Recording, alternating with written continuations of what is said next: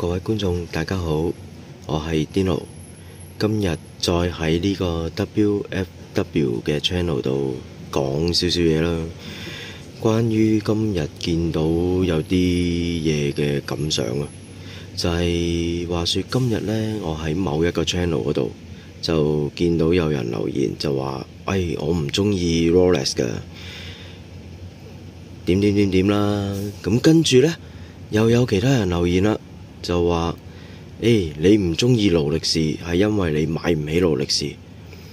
咁其實我想講，如果好似我咁樣，我都唔中意勞力士吓，但係你問我勞力士係咪買唔起呢？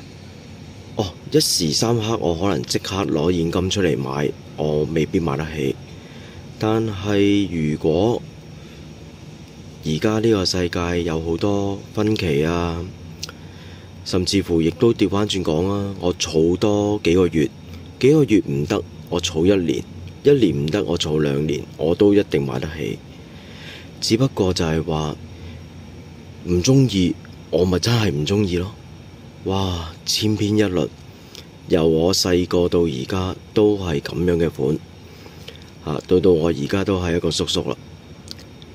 以前望住老豆隻勞力士，同而家望住而家新款嘅勞力士，哇，真係好似冇乜分別喎。人唔一定要追新款，但係如果都好似感覺上冇乜特別嘅改進嘅話，咁點解要咁樣去買佢呢？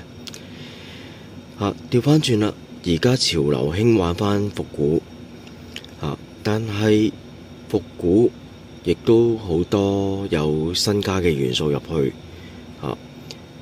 你可以話勞力士都換咗個機芯啊，但係外觀上除咗大大細細之外，sorry 咯，我真係睇唔出有啲乜嘢令到我覺得佢係一隻新嘅元素喺入邊，新嘅設計嘅錶咯。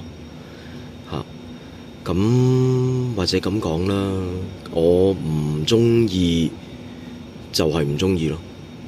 唔關話買唔買呢啲事嘅，我要買唔會買唔起咯。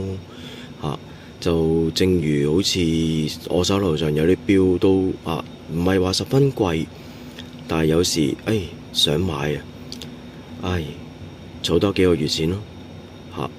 唔會買唔到噶，只不過就係話好多人覺得我哋彈勞力士嘅就係孫文因為我哋買唔起。但係調返轉講啦，我買得起又點啫？佢個價錢係咪真係咁值得去買呢？未必咯。咁係咯，今日發噏風啊！多謝大家收聽唔好意思啊，可能會得罪咗好多 Rolex 嘅錶迷，但係重新出發咯，有感而發嘅嘢。好啦，拜拜。